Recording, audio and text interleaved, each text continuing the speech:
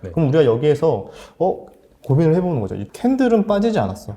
근데 거래량은 이렇게 거래량이 많이 터졌을 때 대비해서 다시 매수세가 들어온다면은 언제든지 또 위로 반등이 크게 나올 수 있는 그런 환경이 만들어져 있다. 이런 식으로만 매매를 해도 월 솔직히 5% 정도 수익 나는 것도 굉장히 또 뭐 어렵지 않거든 생각보다. 아.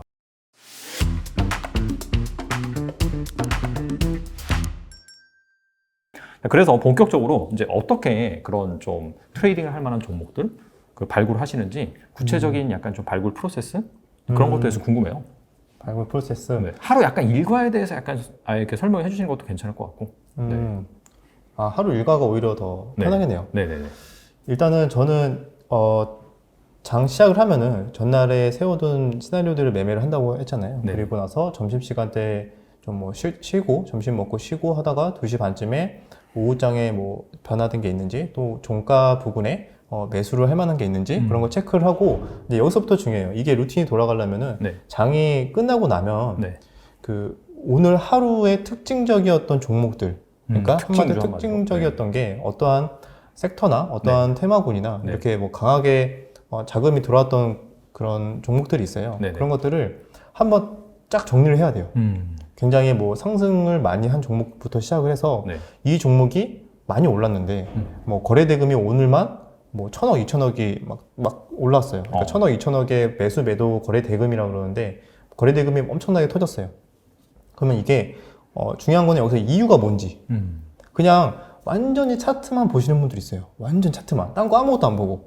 저는 이제 그렇게 하진 않는데 완전히 차트만 보는 게 아니라 저는 이게 오른 이유가 뭔지 어떤 이슈로 올랐는지 호재가 어떤 종류에 따라서 이게 내가 조만간 눌림목을 공략을 해도 되는지 안 되는지가 굉장히 여기에서 중요한 포인트가 되거든요. 네네. 그래서 하루 일과 중에 하나가 항상 주식시장 장이 끝나면은 그날 종목들을 제가 어느 정도 필터링을 한 수준에서 한 500 종목에서 한 700 종목 네네. 정도는 한 번씩 쭉 봐요.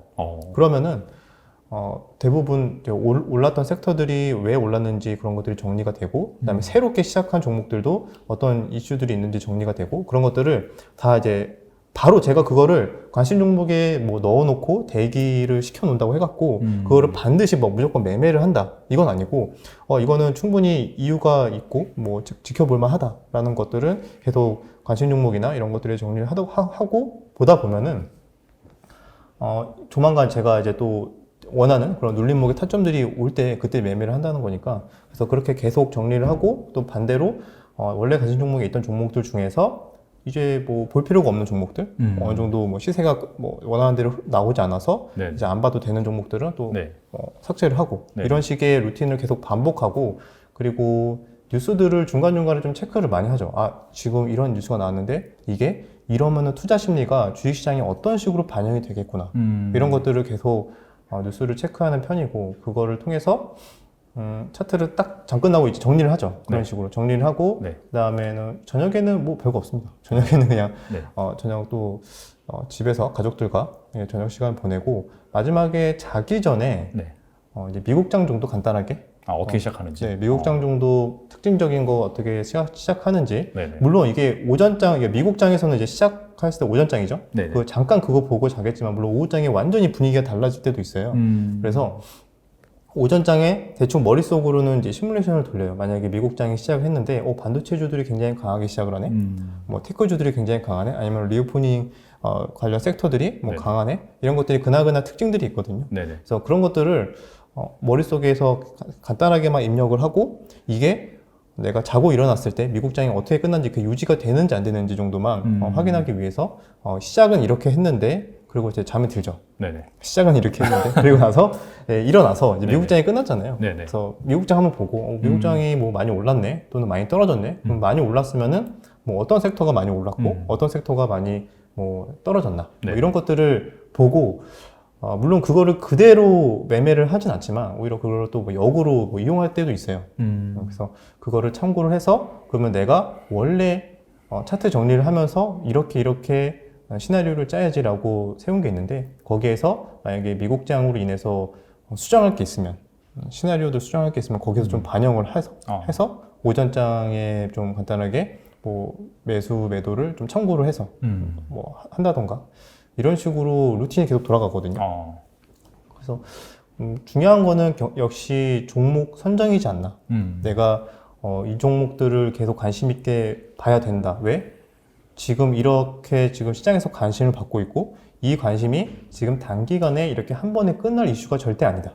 라고 생각이 됐을 때는 왜냐면은 이런 이슈들이 만약에 뉴스에서 계속 나오기 시작하고 사람들이 갑자기 입에서 오르내리고 네. 뭐 여러 가지 경제 뭐 TV나 뭐 아는 유튜버들도 다 얘기를 하고 충분히 그게 얘기가 나올 게 뻔해요. 만약에 굉장히 많이 핫한 만약에 테마들 최근에 뭐 예를 들면은 NFT나 메타버스나 뭐 네네네. 로봇이나 이런 것들도 네네. 굉장히 단기간에 끝날 재료는 아니다라고 생각해서 거기에 대해서 계속 그러면 종목들이 나오잖아요. 네. 근데 거기에서 그러면은 이게 잠깐 반짝하고 끝날 건지 계속 매매를 해도 되는 건지 그 부분을 좀 파악하는 게 중요하기 때문에 역시나 거기에 대해서 뉴스를 꼼꼼하게 체크하고 종목 선정을 계속 매일같이 웬만한 종목들을 다 보면서 네. 좀 공부를 하는 게 좀 중요할 것 같습니다. 그럼 이게 약간 좀 재료의 지속성? 네네네. 그런 관점에서 봤을 때는 뭔가 이렇게 뭐 하나의 그런 이슈가 나왔는데 네. 이게 점점 확산이 된다든지 네. 뭐 그렇게 된다면은 이게 약간 지속적이구나. 네. 그렇게 이제 판단할 수 있는 거고 만약에 이제 그렇지 않은 재료? 뭐 그런 거는 뭐 대표적인 예로 뭐가 있을까요? 그런 거는. 네, 많은 분들이 진짜 이게 어려워하시더라고요. 저도 그게 사실 네. 약간 좀 기술적이나 뭐 거래량이나 이평선 네. 이런 거는 딱 알면은 네, 맞아요. 대충 계량적인 거기 때문에 대입을 하면 되는데 이건 정성적인 거라서 이 부분이 좀 이게 많이 어려워요. 메타버스나 NFT 같은 경우에는 정말 전 세계가 다 보고 있고 그쪽으로 지금 가고 있잖아요. 네네. 방향성을.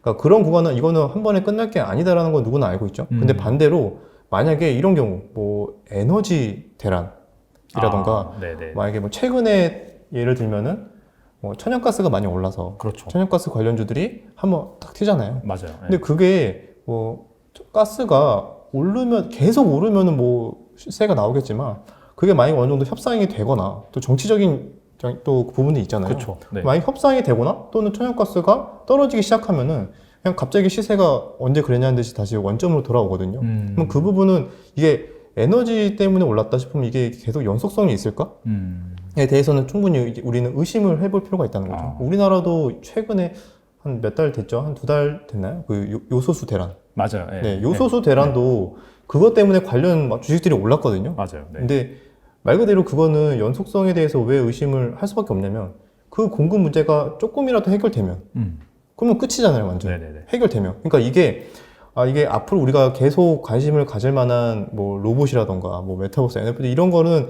계속 이슈들이 막 오히려 새로운 게 계속 나오지만 일시적으로 뭔가 한 번에 일회성인 재료들 언제든지 어떤 뉴스나 어떤 뭔가 협상이 이루어진다면은 확 소멸돼버리는 그런 이슈들은 우리는 좀 조심할 필요가 있습니다. 그런 걸로 이건 그냥 단순하게 뭐 거래가 많이 들어왔다고 해서 네. 거래량이 많이 들어왔다고 해서 네.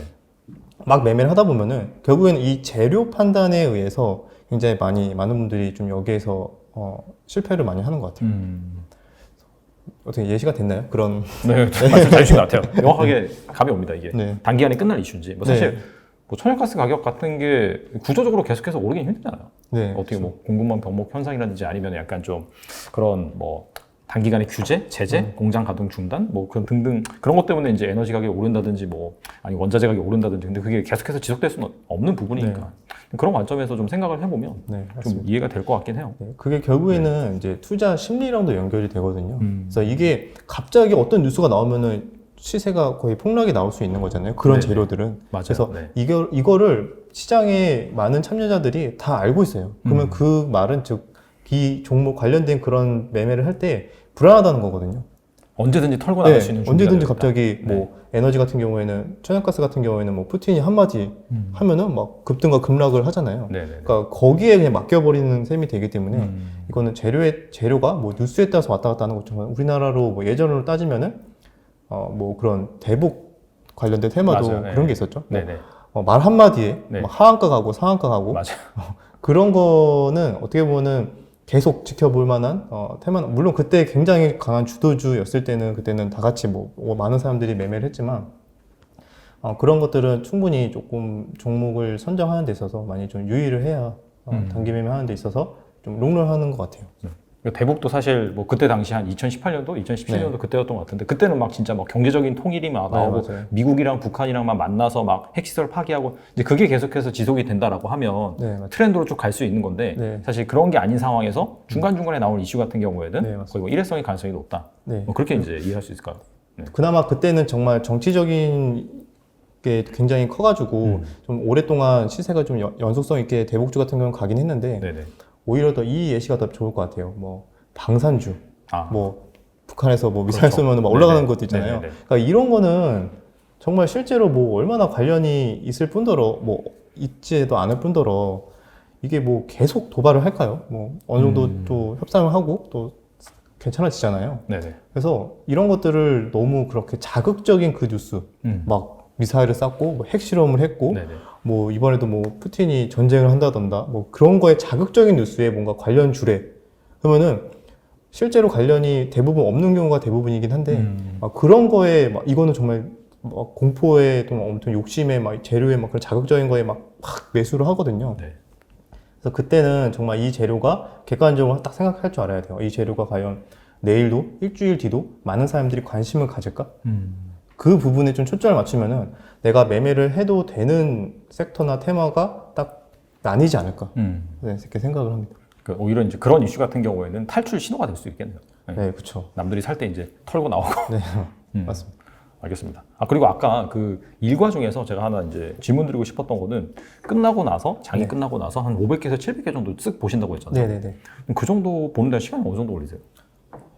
이것도 처음에는 그래도 한 시간 넘게 걸렸던 것 같아요. 근데 네. 이게 완전 처음에. 네. 근데 지금은 워낙 그게 막 이렇게 탁탁탁 이제 빠르게 보니까. 아, 이게 그냥 쓱 그냥 보는 거예요? 네, 그쵸, 그쵸. 차트를 보는 건가요, 그러면? 네, 차트를 쓱 보죠. 아, 네, 근데 요즘에는 한 30분이면 다 봅니다. 30분 보면은, 그러면 500개에서 700개에서 30분에 보면은 거의 한 몇 초 만에 보는 거네요.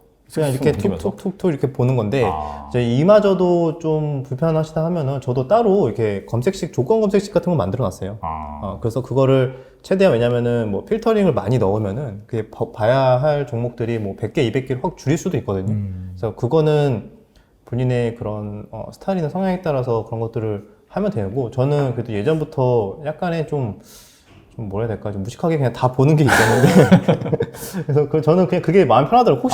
혹시나 놓치는 게 있지 않을까. 그렇죠. 사실 검색식으로 거르다 보면은 막 0.1% 못 네. 미쳐가지고 맞아요. 그 검색식이 안 들어온 종목이 있을 수도 있으니까. 그래서 혹시나 내가 좀 미묘한 흐름에 대해서 어느 정도 흐름에 대해서 놓칠 수도 있을 것 같아서 괜히 그냥 다 보려고 좀 그런 성격인 것 같아요. 네. 방금 말씀하신 검색식과도 좀 관련이 있는 그런 내용일 네. 수도 있는데요. 자, 그래서 지금까지 약간 재료? 이 네. 지속될 것인지 아니면 일회성으로 끝날 것인지 네. 그 부분에 대해서 알아봤다면 이제 아까 말씀하신 그 눌림목을 잡아내기 위한 약간 지표가 대표적으로 두 가지가 있잖아요. 약간 좀 뭐 차트 베이스로 나오는 뭐 이평선이라든지 지지선, 저항선 그리고 이제 거래량 이런 부분이 있을 것 같은데 이 거래량 보는 법에 대해서 네. 약간 좀 말씀해 주시면 좋을 것 같습니다. 거래량. 네. 제가 거래량이 어떻게 보면 차트에 네. 주지표는 딱 세 가지가 있습니다. 네네. 첫 번째가 방금 얘기한 거래량, 네. 그 다음에 이동 평균선, 네. 그리고 캔들. 네네. 딱 이 세 가지가 차트에서는 주 지표라고 보통 얘기를 하고요. 그 외에 우리가 막 알고 있는 여러 가지 보조 지표들, 네네. 뭐 볼린저라든가 뭐 엔벨로프라든가 뭐 MACD라든가 네네네. 뭐 여러 가지 그런 보조 지표들이 있는데 저는 개인적으로 그런 보조 지표들은 별로 참고를 안 하고 딱 주 지표만 많이 보거든요. 거래량, 캔들, 이동 평균선으로 그 세 가지에 대한 조합, 일봉, 분봉, 주봉 이렇게 참고를 해서 네네. 거기에 대해서 충분히 조합으로 매매를 좀 근거를 참고를 하고, 물론 재료는 당연히 네네. 제일 중요한 재료도 참고를 하지만 네. 그거를 이제 기반으로 차트를 보고 눌림목이나 약간 의미 있는 흐름들이 나온다. 거기에서 좀 많이 저는 좀 포착을 하는 편입니다. 네네. 그래서 거래량을 볼 때도 네. 만약에 거래량을 봤을 때, 네. 자, 여기 밑에 나온 게 요런 게 거래량이죠. 네. 그죠? 그럼 보시면은, 자, 주가가 올랐을 때, 네. 이 거래량이 크게 폭발을 했습니다. 네. 근데 어느 순간 여기까지도 거래량이 좀 줄어들었는데, 다음날 보니까 거래량이 어떻게 됐죠? 줄었죠. 굉장히 많이 네, 줄어들었잖아요. 많이 줄었어요. 네. 근데 이상한 거죠. 그러니까 최근에 이렇게 많이 터졌는데 굉장히 많이 줄어들었어요. 근데 여기서 포인트는 이렇게 많이 줄어들었는데 주가가 안 빠진 거예요. 아, 거의 유지가 됐잖아요. 요 네네. 부분에서. 네네. 상승 부분에서. 네. 그럼 우리가 여기에서 고민을 해보는 거죠. 이 주지표를 봤을 때 이제 캔들이 이제 가격이죠. 캔들은 빠지지 않았어. 근데 거래량은 이렇게 거래량이 많이 터졌을 때 대비해서 거의 뭐 한 5분의 1에서 10분의 1 정도까지 완전히 줄어든 상태고. 네네. 근데 주가는 안 빠지네. 그럼 이걸 어떻게 해석을 해야 되냐? 주가는 많이 올랐으면 일반적으로 사람들이 이제 차익 실현을 하고 싶잖아요. 그렇죠. 근데 팔 사람은 다 팔았다. 팔 사람은 다 팔았는데 주가는 안 빠지고 그러니까 거래량이 줄어들었다는 거는 이제 어느 정도 매물이 나올 거를 다 소화했다는 걸 의미하는데 네네. 그거를 다 소화시키면서 주가가 안 빠졌어요. 뭔가 일반적이지 않잖아요. 원래 보통 차익 실현이 막 나오면 주가가 떨어지면서 네네. 막 빠져야 되는데 근데 이거는 주가는 이상하게 전혀 빠지지 않고 근데 거래량은 이렇게 줄어들었어. 이 말은 거래량이 이렇게 줄어들었다는 거는 이제 더 이상 팔 사람이 별로 없다. 그런데 그러면은 반대로 그러면 누군가가 많이 쥐고 있다는 거죠. 네네. 그러면은 어떤 뭐 많은 개인 투자자들 또는 어떤 뭐 세력이든 뭐 기관이든 이게 많이 매수를 한 상태고 그 매집이라고 보통 표현을 하죠. 네네. 근데 그분들이 팔고 있지 않기 때문에 이렇게 거래량이 감소하는 현상이 나타나거든요. 그러면 이 상황에서는 이 구간이 보통 단기 눌림목이라고 보통 표현을 합니다. 아, 근데 여기에서 뭐 단기 매매 하시는 분들이 많이 보는 관점인데 그럼 여기에서 반대로 이러한 상황이 어떤 상황이냐 변곡점이라고도 보통 표현을 많이 하고요. 그러면은 매도할 사람이 다 매도했다. 그럼 반대로 여기서 조금만 매수세가 강력하게 들어온다면 네네. 매도할 사람이 다 팔았으니까 네네. 위로 그러면은 주가가 올라갈 확률이 높아지는 거잖아요. 그래서 그렇게 보통 주지표들을 해석을 할 수가 있습니다. 아. 그래서 이런 것들을 통해서 그럼 여기에서 차트는 이런 식으로 흐름이 나온다. 네. 캔들이랑 거래량이 이렇게 흐름이 나왔는데 그러면 이게 재료를 한번 보는 거죠. 재료가 이게 뭘로 올랐지? 자율주행? 자율주행은 지금 뭐 애플에서도 다 한다고 하고 있고 우리나라에서도 뭐 올해 내로 나온다고 하고 있고 뭐 이런 내년이죠. 네네. 2022년 네네. 나온다고 하고 있고 그래서 이거는 지금 굉장히 많이 사람들이 보고 있는 좀 관심 있게 보고 있고 막 뉴스로도 막 나오고 있어요. 그러면 이게 연속성이 있다 없다 딱 판단하는 거죠. 네네. 이거는 아마 단기간에 끝날 것 같진 않다. 만약에 판단이 된다면은 이런 구간에서는 충분히 적극적으로 매매를 좀 활용할 수 있는 그런 근거가 되는 거거든요. 그러니까 네. 왜냐면은 재료까지 연속성이 있는지 판단하고 거래량, 캔들 이런 것까지 같이 봐서 이 모든 게 다 맞아 떨어졌을 때 네네. 그럴 때 매매를 그런 기회가 사실상 그렇게 많이는 안 나와요. 막 하루에 막 수십 번 매도하는 사람이 있는데 네네. 사실상 이런 식으로만 저희 최적의 매매만 한다고 했을 때는 하루에 뭐 많이 매매를 해봐야 뭐 한 번에서 한 3번 정도로 굉장히 좀 매매를 많이 안 하게 되거든요. 그래서 어쨌든 그런 관점에서 접근을 한다면은 이렇게 다시 거래량이 조금만 들어와 준다면은 이렇게 좀 상승이 잘 나오게 되고 또 마찬가지예요. 이때 거래량이 들어왔을 때는 또 이렇게 양봉이 났을 때는 거래량이 엄청나게 터졌잖아요. 네네. 근데 또 어느 순간 지나고 나니까 거래량이 또 어떠죠? 많이 줄었어요. 네. 이때랑 거의 비슷하네요. 네네. 그죠? 이때랑 비슷한데 네. 이제 음봉이에요. 이번에는 좀 그렇죠. 빠졌어요. 네. 한 8% 정도 빠졌는데 네. 거래량은 굉장히 많이 줄어든 상태고 네네. 그러면은 어느 정도 여기에서 많이 들어왔던 또는 좀 물렸던 분들이든 아니면 좀 차익 실현 하고 싶은 분들이 네. 여기서 다 팔았는데 네. 이 3일 동안 네. 3일 동안 많이 팔았겠죠? 그렇죠. 그래서 거래량이 터졌다가 네. 3일이 지나니까 확 또 줄었어요. 그럼 네. 이 상황이 네. 자 아까 여기서 설명드린 거 똑같아요. 팔 사람 그럼 다 팔았는데 거래량이 줄어들었다는 거는 이제 팔 사람 다 팔았다는 거잖아요. 네네. 그러면 이 상황은 다시 매수세가 들어온다면은 언제든지 또 위로 반등이 크게 나올 수 있는 그런 환경이 만들어져 있다. 네. 똑같은 프로세스를 적용하는 거예요. 그러면 음봉이 저 정도 좀 크게 나왔는데 네네. 거래량이 이렇게 많이 없다라고 한다면은 그게 오히려 뭐 그렇게 무서워할 음봉인가? 우리가 흔히 이론을 공부를 할 때 기술적 네네. 지표를 많은 분들이 공부하잖아요. 네네. 그래서 거래량이 많이 터진 음봉을 좀 조심해라. 뭐 이런 것들은 가장 뭐 책에도 많이 나오고 하는데 그런 부분은 여기에서 참고할 만합니다. 물론 거기에 대한 모든 뭐 책에 나오는 그런 기술적 지표들이 매매하는 데 있어서 굉장히 다 뭐 의미가 있다. 이건 또 아니지만 네네. 거기서도 일부 중요한 또 개념들이 있거든요. 그래서 그런 것들은 여기서 또 적용이 가능하고 또 마찬가지로 이렇게 거래량이 또 줄어들었을 때 다시 매수세가 들어온다면은 이렇게 다시 시세가 나올 수 있다. 그래서 이런 구간들을 단기 눌림목이라고 보통 표현을 하거든요. 네네. 그래서 보통 뭐 매수 급소라고도 표현을 하고, 그래서 이런 구간을 나올 때까지 좀 여유 있게 기다릴 수가 있겠죠. 만약에 내가 하루 종일 볼 필요가 없이 네. 그냥 오늘 하루 마감할 때쯤에 이렇게 흐름이 끝났네? 그러면은 뭐 종가에만 매수를 할 수도 있는 거고, 아니면 다음 날에 뭐 오전에 잠깐 뭐 볼 수도 있는 거고. 네네. 그래서 만약에 근데 그런 흐름이 안 나와. 그러면 계속 기다리는 거죠. 기다리고, 왜냐하면 또 종목이 이거 하나만 있는 게 아니잖아요. 네네. 관련된 종목, 다른 종목들도 굉장히 많고, 시장에서는 또, 주식시장에서는 친절하게도, 이렇게 내가 만약에 원하는 최적의 이런 패턴이나 원하는 종목들이 만약에 안 나오면 어떡하죠? 라고 생각할 수 있는데, 특히 전업투자자 같은 경우에는. 근데 저는 이런 매매 위주로만 거의 하고 있는데도 불구하고 매일 나옵니다. 왜냐면 시장이 워낙 또 종목들이 많고, 그다음에 여기에서 유동성이 워낙 풍부해지다 보니까 네네. 이런 종목들이 계속 나와요. 그래서 문제는 그것만 조심하면 돼요. 욕심을 내서 막 이렇게 올라갈 때 이런 막 꼭대기에서 네네. 막 계속 올라갈 것 같아서 이제 추격 매수만 하지 않고, 만약에 내가 이런 구간에서 매수를 하려고 그랬는데, 이런 눌림 거래량이 줄어든 구간에서 내가 매수를 하려고 그랬는데 만약에 놓쳤다. 네. 그러면은 그냥 보내주면 됩니다. 너 말고 딴에 또 투자하면 네, 돼. 네. 약간 그런 식으로. 네, 네네. 그런 마인드만 가지면 솔직히 이렇게 단기 매매에서 한 달에 뭐 기회가 많이 안 오더라도 뭐 한 5번, 10번, 뭐 5번만 오더라도 그것만 하더라도 진짜 무시 못 하거든요, 수익률이.